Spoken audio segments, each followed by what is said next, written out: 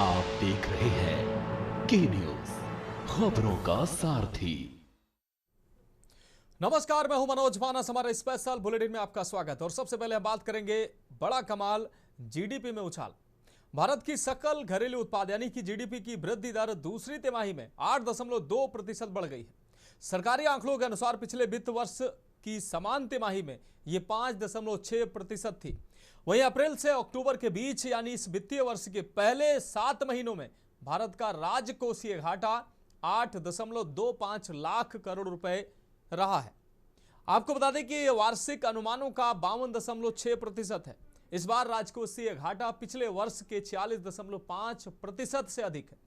सरकार का लक्ष्य इस वित्तीय वर्ष में राजकोषीय घाटे को जीडीपी के 4.4% तक कम करना है। यह एक साल पहले 4.8% था। सरकार की ओर से यह भी बताया गया कि भारत का अक्टूबर 2025 का औद्योगिक उत्पादन आंकड़ा 1 दिसंबर को जारी होगा। अखिल भारतीय औद्योगिक उत्पादन सूचकांक यानी कि आईआईपी के आंकड़े आमतौर पर हर महीने की 28 तारीख को यदि अवकाश हो तो कार्य दिवस को जारी किए जाते हैं। तो ऐसे में अब दूसरी तिमाही में 8.2% जीडीपी रही है। राजकोषीय घाटा 8.25 लाख करोड़ है। तो अब बड़ा कमाल भारतीय अर्थव्यवस्था में देखने को मिला है। जीडीपी में तमाम अंतर्राष्ट्रीय उथल पुथल के बीच भारतीय अर्थव्यवस्था यानी कि जीडीपी में सकल घरेलू उत्पाद में बढ़ोतरी दर्ज की गई। दूसरी तिमाही में 8.2% की वृद्धि के साथ भारत की जो जीडीपी है वो बढ़त में रही है। और ये बड़ा कमाल कहीं ना कहीं अपने आप में माना जा रहा है। देश की जीडीपी में बढ़ोतरी लगातार दर्ज की जा रही है। और इस खबर पर हमारे विशेष संवाददाता अखिलेश जी लगातार हमारे साथ जुड़े हुए हैं। अखिलेश जी, राजकोषीय घाटा 8.25 लाख हुआ है और सबसे बड़ी बात यह है, बड़ा कमाल हुआ है कि भारत की जीडीपी में उछाल देखने को मिला है। मौजूदा समय में 8.2% की बढ़त के साथ भारतीय जीडीपी जो चल रही है, क्या कुछ इस पर अहम जानकारी सामने आ रही है?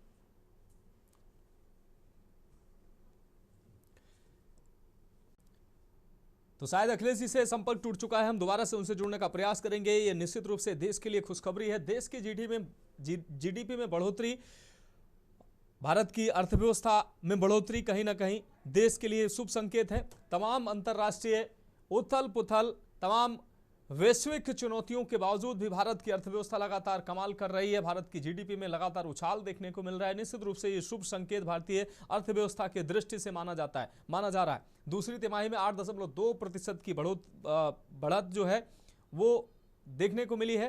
राजकोषीय घाटा जो है वो 8.25 लाख करोड़ रुपए रहा है और भारतीय जीडीपी में ये बड़ा उछाल जो है वो देखने को मिला है। अखिलेश जी हमारे विशेष संवाददाता हमारे साथ जुड़ गए हैं। अखिलेश जी, भारत की जीडीपी में उछाल देखने को मिली, 8.2% ये जीडीपी है। अपने आप में ये वैश्विक जो हालात है उनके बीच ये शुभ संकेत कह सकते हैं। अखिलेश जी, देखिए, भारत के जीडीपी की अगर वृद्धि के क्षेत्र में देखा जाए कि दर दूसरी तिमाही में 1.2% बढ़ गई। अगर इस लिहाज से अगर देखा जाए तो इसे बेहद राहत की बात कही जा सकती है। भारत को आर्थिक रूप से मजबूती की दिशा में कहा जाए, लगातार केंद्र सरकार कह रही है कि भारत की जीडीपी बढ़ रही है। अगर उस दिशा में भारत सरकार के दावों के तौर पर देखा जाए तो 8.2% बढ़ी हुई जीडीपी को भारत के लिए एक आर्थिक नींव के तौर पर कहा जा सकता है। जिस तरह से जो समान तिमाही में यह 5.6% रही थी, तो अप्रैल से अक्टूबर के बीच यानी वित्तीय वर्ष से पहले 7 महीनों में राजकोषीय घाटा भले ही 8.2% लाख करोड़ का रहा हो, लेकिन अनुमानों के हिसाब से 1.6 जो बढ़ोतरी हुई, इसके हिसाब से जीडीपी अगर लगातार बढ़ रही है और सरकार लगातार जीडीपी को बढ़ाने के जिस तरह से इंफ्रास्ट्रक्चर और प्रोडक्शन पर काम कर रही है, खासकर इंपोर्ट एक्सपोर्ट के क्षेत्र में बड़ा काम हो रहा है, तो कहा जा सकता है कि जीडीपी बढ़ने से सरकार को एक राहत कहा सकता है। देश को आर्थिक तौर पर मजबूती की दिशा में देखा जा सकता है, क्योंकि लगातार विपक्ष सरकार को जीडीपी को लेकर घेरने का काम करता है। फिलहाल इसे सरकार की तरफ से विपक्ष को जवाब भी कहा जा सकता है। बिल्कुल बिल्कुल अखिलेश जी, आप हमारे साथ जुड़े रहिए, आगे भी हम आपसे अहम अपडेट लेंगे। तो फिलहाल इस खबर पर तमाम जानकारी के लिए आपका बहुत शुक्रिया। तो देश की जीडीपी में बढ़ोतरी निश्चित रूप से ये कमाल है और सरकार के लिए निश्चित रूप से राहत भरी खबर है। दूसरी तिमाही में 8.2% जीडीपी की विकास दर रही है। और अब हम बात करेंगे पुतिन का 4-5 दिसंबर को भारत दौरा। रूस के राष्ट्रपति व्लादिमीर पुतिन को भारत आने की तारीख अब तय हो गई है। विदेश मंत्रालय के मुताबिक पुतिन 4 और 5 दिसंबर को भारत के औपचारिक दौरे पर होंगे। इस दौरान पुतिन खासतौर पर 23वें भारत रूस सालाना सम्मेलन में हिस्सा लेंगे। पुतिन ने इससे पहले साल 2021 में नई दिल्ली का दौरा किया था, जबकि प्रधानमंत्री नरेंद्र मोदी पिछले साल जुलाई में वार्षिक शिखर सम्मेलन के लिए मॉस्को गए थे। रूस भारत के सबसे भरोसेमंद दोस्तों में से एक है। माना जा रहा है कि पुतिन की इस यात्रा से रूस और भारत के संबंध और मजबूत होंगे। आपको बता दें कि हाल ही में रूसी मीडिया ने क्रेमलिन के विदेश नीति सलाहकार के हवाले से कहा था कि पुतिन की आगामी भारत यात्रा बहुत भव्य और सार्थक होगी। यह यात्रा भारत के पीएम मोदी और रूसी राष्ट्रपति पुतिन के बीच हुए समझौते को अमल में लाने का अवसर दे रही है कि वह द्विपक्षीय मुद्दों और अंतर्राष्ट्रीय मामलों पर विस्तार से चर्चा के लिए हर साल मिलेंगे। तो अब तारीख तय हो चुकी है और भारत जो है रूस के राष्ट्रपति व्लादिमीर पुतिन का स्वागत के लिए तैयार है। हमारे साथ विश्व संवाददाता अखिलेश जी लगातार जुड़े हुए हैं। अखिलेश जी, पुतिन के दौरे की जो डेट है वो कंफर्म हो चुकी है। 4 से 5 दिसंबर को भारत दौरे पर आएंगे और जिस तरीके से भारत और रूस के साझा हमेशा से रिश्ते रहे हैं, उसके दृष्टिगत और अंतर्राष्ट्रीय मौजूदा समय को देखते हुए यह दौरा काफी अहम माना जा सकता है। अखिलेश जी, देखिए मनोज, रूसी राष्ट्रपति व्लादिमीर पुतिन को भारत दौरे को लेकर जो घोषणा की गई है, जिसकी पहले से ही चर्चा चल रही थी, सिर्फ समय और तिथि का ऐलान होना बाकी था। अब घोषणा हो गई कि 4 और 5 दिसंबर को रूस के राष्ट्रपति भारत के दौरे पर आ रहे। भारत इसके लिए पहले से तैयार था, लेकिन अंतर्राष्ट्रीय स्तर पर अगर देखा जाए तो भारत के दौरे पर रूसी राष्ट्रपति व्लादिमीर पुतिन का आना, इसे एक बड़ी अंतर्राष्ट्रीय स्तर पर भारत की जीत और दोनों देशों के बीच, भारत और रूस के बीच द्विपक्षीय वार्ता होनी है। और उस द्विपक्षीय वार्ता में रूसी राष्ट्रपति और भारत के प्रधानमंत्री नरेंद्र मोदी के बीच होगी। अंतर्राष्ट्रीय स्तर पर, चाहे वो डिफेंस के क्षेत्र में हो, चाहे अंतर्राष्ट्रीय व्यापारिक क्षेत्र में हो, और खासकर आतंकवाद के विरोध में जो लड़ाई दोनों देश लड़ते हैं उनकी बात की जाए। और खासकर जहां अमेरिका कई बार लगातार टैक्स को लेकर जिस तरह के एक विवाद एक बार करता है और रूस पर भी उसी तरह की बात करता है, उस देश में भारत और रूस एक साथ खड़े होते हैं और इन दोनों को एक साथ द्विपक्षीय वार्ता होना, जिस तरह से पहले प्रधानमंत्री गए थे और उनके निवेदन पर अब रूसी राष्ट्रपति भारत 4 से 5 दिसंबर को आ रहे हैं। दोनों देशों की मित्रता, दोनों देशों के लंबे अरसे से चले आ रहे राजनीतिक, कूटनीतिक और अंतर्राष्ट्रीय और व्यापारिक क्षेत्र, एक्सपोर्ट इम्पोर्ट में संबंधों को अहम कड़ी मिलेगी। दोनों देशों के बीच में ये द्विपक्षीय वार्ता मील का पत्थर साबित होगी और एक तरह से अंतर्राष्ट्रीय स्तर पर अमेरिका को जवाब के तौर पर भी देखा जा सकता है, क्योंकि लगातार अमेरिका कह रहा था कि भारत रूस से पेट्रोल खरीदता है, उसको उसमें कमी करना चाहिए और हमारी जिस देश के साथ बनती नहीं है उसके साथ व्यापार भारत ज्यादा न करे। इस दोनों देशों की इस यात्रा में रूस और भारत में कहा जा सकता है कि दोनों संबंधों को लेकर द्विपक्षीय वार्ता करेंगे। कई बड़े फैसले होंगे दोनों देशों के बीच, कई एमयू साइन होंगे, दोनों सरकारों की तरफ से बड़े ऐलान होंगे और अंतर्राष्ट्रीय स्तर पर आतंकवाद से लेकर व्यापार और रक्षा क्षेत्र में बड़े सौदे होंगे और एक साथ बड़े आगे बढ़ने के जो ऐलान होंगे उससे कहा जा सकता है कि दोनों देश इस एशिया के अंदर अमेरिका को यानी पश्चिमी देशों को एक जवाब के तौर पर भी इस यात्रा को यानी रूसी राष्ट्रपति व्लादिमीर पुतिन की यात्रा को भारत का दौरा देखा जा सकता है। निश्चित तौर पर अखिलेश जी, इस तमाम जानकारी के लिए आपका बहुत शुक्रिया। तो पुतिन की यात्रा भारत के दौरे पर अब आ रहे हैं, जिसकी तारीख अब क्लियर हो चुकी है। निश्चित रूप से ये यात्रा जो है भारत के दृष्टिकोण से काफी महत्वपूर्ण होने वाली है, क्योंकि अंतर्राष्ट्रीय जो स्थितियां चल रही हैं, अमेरिका से भारत के संबंध जिस तरीके से चल रहे हैं, ऐसे में रूसी राष्ट्रपति का भारत में आना डिप्लोमेटिक तरीके मतलब डिप्लोमेटिक की अगर दृष्टिकोण से देखा जाए तो ये बहुत महत्वपूर्ण दौरा कहा जा सकता है। और अब हम बात करेंगे लखनऊ में राष्ट्रपति ध्यान योग संदेश। राष्ट्रपति द्रौपदी मुर्मू ने लखनऊ में सुल्तानपुर रोड स्थित ब्रह्मा कुमारीज संस्थान के गुलजार उपवन में आयोजित राज्य स्तरीय ध्यान योग कार्यक्रम का उद्घाटन किया। इस दौरान कार्यक्रम में सीएम योगी सहित कई प्रमुख लोग मौजूद रहे। नवनिर्मित ब्रह्मा कुमारीज राजयोग प्रशिक्षण केंद्र में आयोजित इस ध्यान कार्यक्रम में भाग लेने के लिए बड़ी संख्या में लोग भी पहुंचे। आपको बता दें कि बच्चियों ने मयूर नृत्य से राष्ट्रपति का स्वागत किया। दीदियों को कलश और भाइयों को ध्वजा देकर राष्ट्रपति ने उन्हें सम्मानित किया। छत्तीसगढ़ के रंगोली कलाकार हितेश ने उनके स्वागत में गुलजार दादी और राष्ट्रपति की खूबसूरत रंगोली बनाई। संस्थान के अतिरिक्त महासचिव राजयोगी डॉक्टर वीके मृत्युंजय भाई ने बताया कि राष्ट्रपति के लिए एक विशेष कक्ष बनाया गया है, जहां उन्होंने कुछ देर ध्यान किया। राष्ट्रपति द्रौपदी मुर्मू ने ध्यान योग अभियान की शुरुआत के लिए ब्रह्मा कुमारीज बहनों को धन्यवाद दिया। उन्होंने कहा कि मनुष्य ने विज्ञान और तकनीकी के क्षेत्र में बेशक खूब तरक्की कर ली है, लेकिन समाज में तकनीकी उन्नति के साथ एकाकीपन, ईर्ष्या, अविश्वास और दुख भी बढ़ा है। इसके लिए मेडिटेशन एक कारगर उपाय हो सकता है।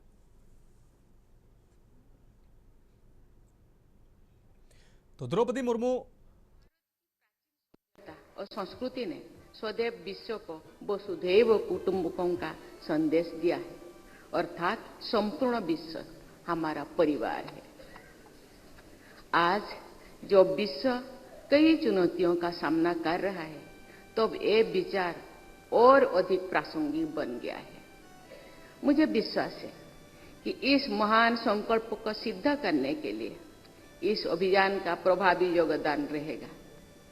मैं इस अभियान के शुभारंभ के लिए ब्रह्मा कुमारीज परिवार के सभी सदस्यों को बहुत बहुत बधाई देती हूँ।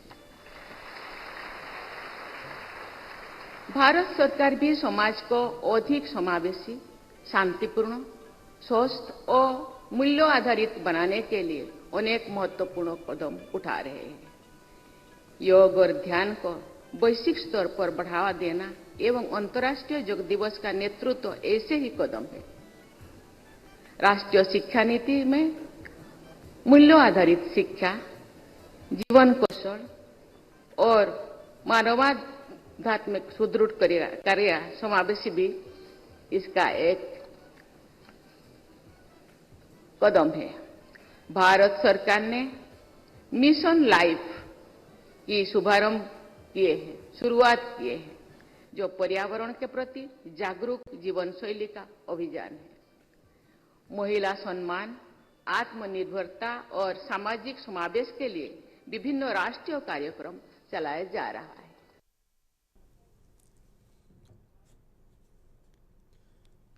और अब हम बात करेंगे गीता पाठ का आह्वान। प्रधानमंत्री नरेंद्र मोदी कर्नाटक के दौरे पर रहे। इस दौरान पीएम मोदी उडुपी में श्री कृष्ण मठ पहुंचे, जहां वे लक्ष्य कंठ गीता पारायण कार्यक्रम में शामिल हुए। इस कार्यक्रम में करीब 1 लाख लोगों ने हिस्सा लिया और एक साथ श्रीमद् भागवत गीता का पाठ किया। प्रधानमंत्री नरेंद्र मोदी ने कहा कि उडुपी जनसंघ और भाजपा के सुशासन मॉडल की कर्मभूमि रही। 1968 में उडुपी के लोगों ने हमारे जनसंघ के वीएस आचार्य को यहां के नगर पालिका परिषद में जिताया था। आज हम देश भर में जो स्वच्छता अभियान देख रहे हैं, उसे उडुपी ने 5 दशक पहले अपनाया था। उन्होंने कहा कि हमारे समाज में मंत्रों, गीता के श्लोकों का पाठ शताब्दियों से हो रहा है, पर जब 1 लाख कंठ स्वर एक स्वर में इन श्लोकों का ऐसा उच्चारण करते हैं, तो ऐसी ऊर्जा निकलती है जो हमारे मन मस्तिष्क को एक नया स्पंदन, नई शक्ति देती है। यही ऊर्जा आध्यात्म की शक्ति भी है, यही ऊर्जा सामाजिक एकता की शक्ति है। इसलिए आज लक्ष्य कंठ गीता का ये अवसर एक विशाल ऊर्जा पिंड को अनुभव करने का अवसर बन गया है।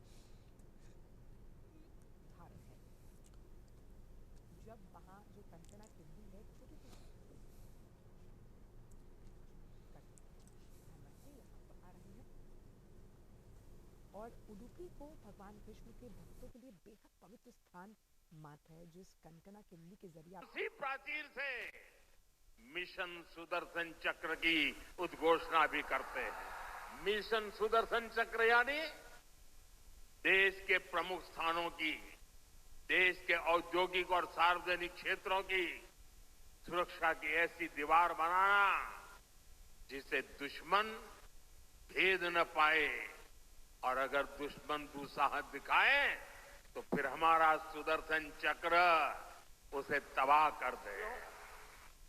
ऑपरेशन सिंदूर की कार्रवाई में भी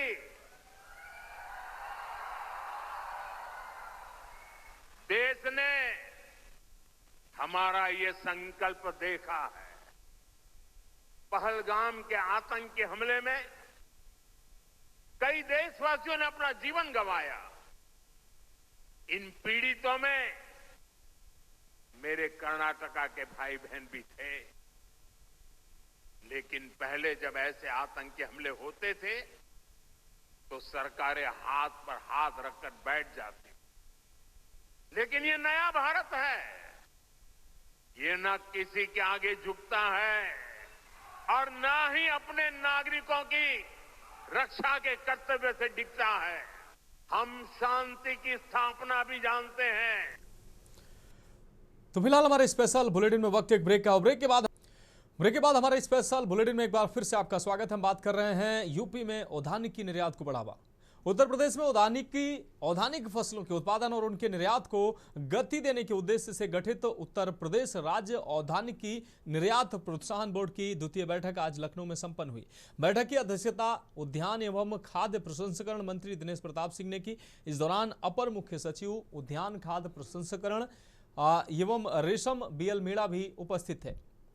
बोर्ड का मुख्य फोकस प्रदेश से औद्यानिक फसलों के निर्यात को बढ़ाना है। बैठक में इस बात पर बल दिया गया कि प्रदेश के विभिन्न क्लाइमेट जोन के अनुसार बागवानों की फसलों को प्रोत्साहित किया जा रहा है ताकि उच्च गुणवत्ता वाले उत्पादों का उत्पादन हो सके और वे वैश्विक बाजार की मांगों को पूरा कर सके।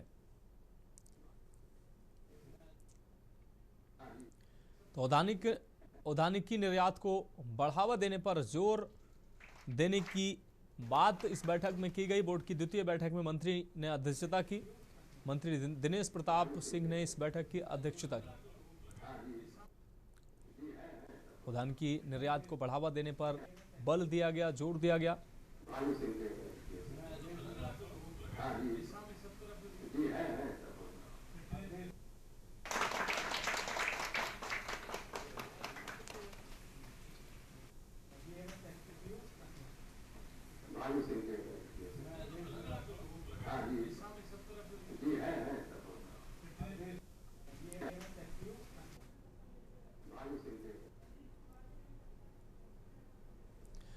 और इस खबर पर ज्यादा जानकारी के लिए हमारे संवाददाता मनीष तिवारी हमारे साथ जुड़ गए हैं। मनीष, मंत्री दिनेश प्रताप की अध्यक्षता में औद्यानिकी की विशेष बैठक आयोजित की गई जिसमें औद्यानिकी निर्यात को बढ़ावा देने पर जोर दिया गया, और क्या कुछ इस बैठक में निकलकर सामने आया? जिस प्रकार से अगर देखा जाए, दिनेश प्रताप सिंह जो उत्तर प्रदेश के मंत्री हैं, लगातार जो है किसानों की आय को जो है बढ़ाने के लिए लगातार उनके तरफ से प्रयास किया जा रहा है। और जिस प्रकार से आज उनके द्वारा जो एक बैठक की गई, बैठक के अंतर्गत उनके तरफ से जिस प्रकार से एक टीम का गठन किया गया है, और टीम के गठन के साथ साथ जो है औद्योगिक फसलों और उनके निर्यात को लेकर के जो है ये बैठक की गई। और इस बैठक के अंतर्गत जो है जिस प्रकार से जो वो लगातार मीडिया के सामने बयान भी देते रहे कि कैसे उत्तर प्रदेश के अलावा दूसरे अन्य राज्यों में जो है किसानों की फसल का जो है निर्यात हो सके, और किस प्रकार की कौन कौन सी फसलों को जो है उनके द्वारा जो है तैयार किया जाए जिससे कि किसानों की आय को और बढ़ाया जा सके। साथ ही साथ उनका बैठक में ये भी रहा निर्णय कि किसानों को बढ़ाने के लिए उनकी फसल का देश के साथ साथ विदेश के लिए निर्यात के लिए भी जो है उनके द्वारा जो अधिकारियों को आदेश दिए गए हैं, और इसको लेकर के जो है गांव-गांव में जा करके जो है किसानों को बताया जाए किस प्रकार से बाहर जो है सप्लाई की जा सके। तो ये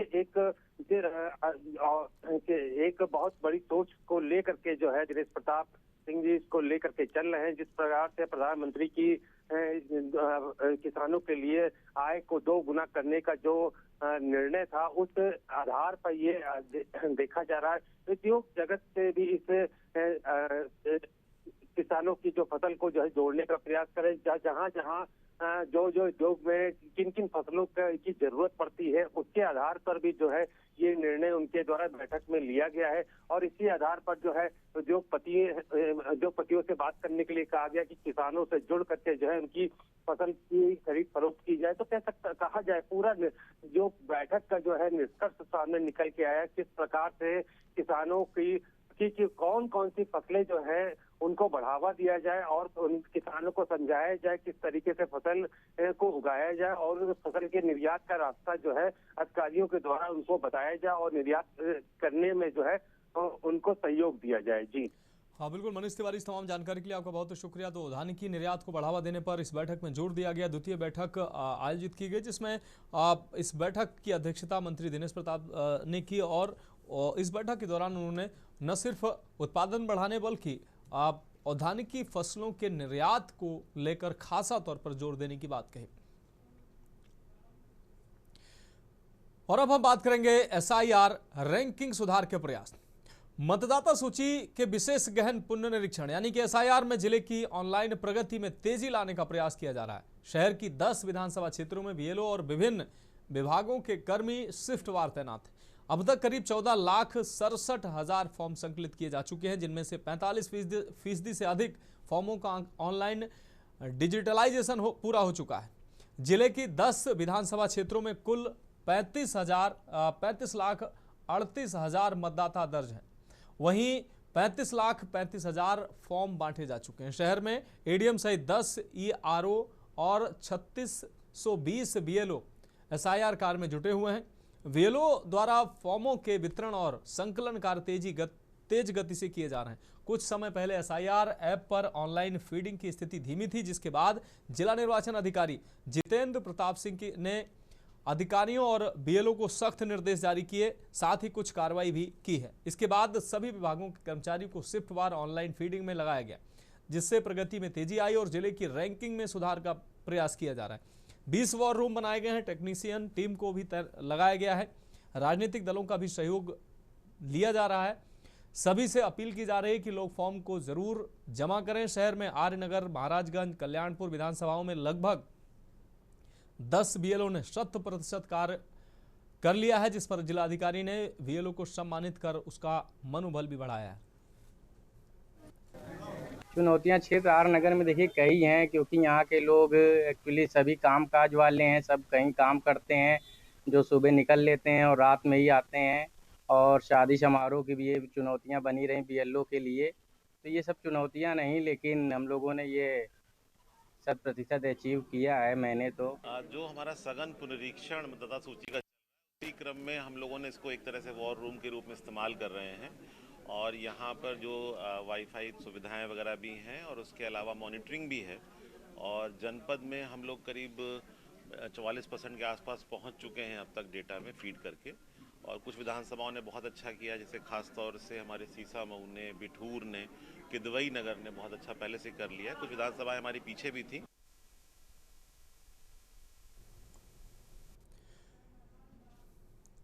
तो फिलहाल हमारे स्पेशल बुलेटिन में अभी के लिए मेरे साथ इतना ही। मुझे दीजिए इजाजत और आप देखते रहिए के न्यूज़ इंडिया।